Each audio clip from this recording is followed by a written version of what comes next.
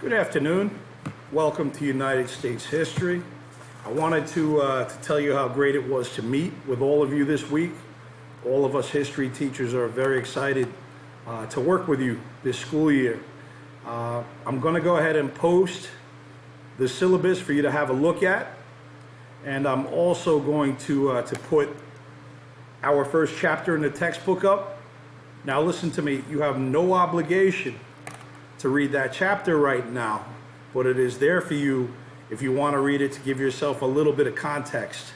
Entirely up to you. So by the time we meet next week,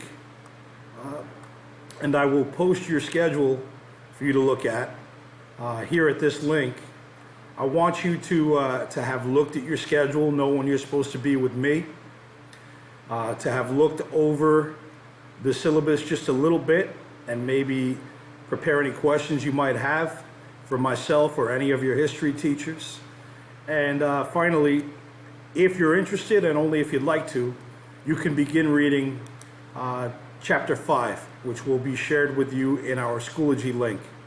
Welcome to United States History. Have an excellent holiday weekend, and we will see you next week.